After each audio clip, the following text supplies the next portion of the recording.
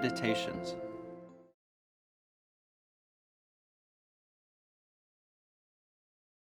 1. Of my grandfather, Verus, I have learned to be gentle and meek, and to refrain from all anger and passion. From the fame and memory of him that begot me, I have learned both shamefastness and manlike behavior.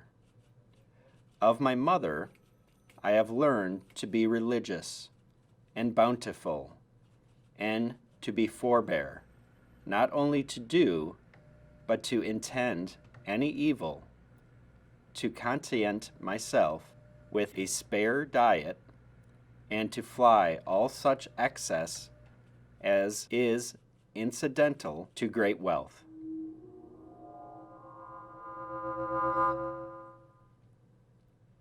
Of my great-grandfather, both to frequent public schools and authorities, and to get me good and able teachers at home, and that I ought not to think much if upon such occasions I were at excessive charges. 2.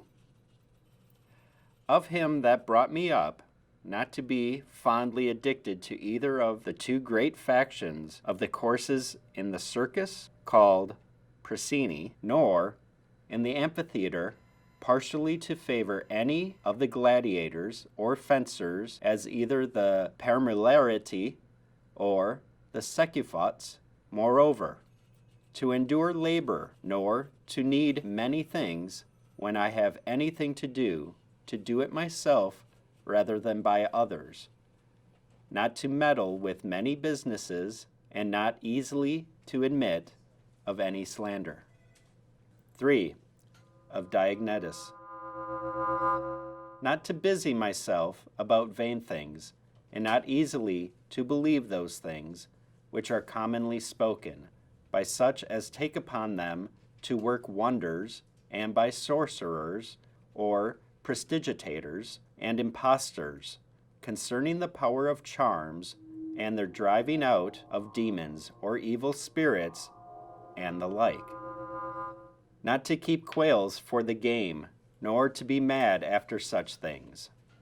Not to be offended with other men's liberty of speech, and to apply myself unto philosophy.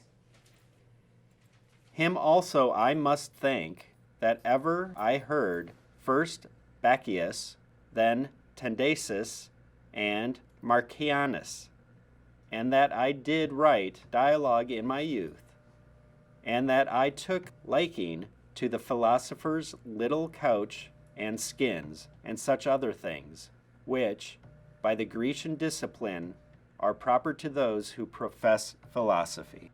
4. To Rusticus I am beholding, that I first entered into the conceit that my life wanted some redress and cure, and then that I did not fall into the ambition of ordinary sophists, either to write tracts concerning the common theorems, or to exhort men unto virtue and the study of philosophy by public orations, as also that I never by the way of ostentation did affect to show myself an active, able man. Moreover, I learned of him to write letters without any affection or curiosity, such as that was which by him was written to my mother from Sines, to be easy and ready to be reconciled, and well pleased again with them that had offended me, as soon as any of them would be content to seek unto me again. To read with diligence, not to rest satisfied with a light and superficial knowledge, nor quickly to assent to things commonly spoken, of whom also I must thank that ever I lighted upon. Epictetus, his Hypnomemata, or Moral Commentaries and Common Factions, which also he gave me of his own.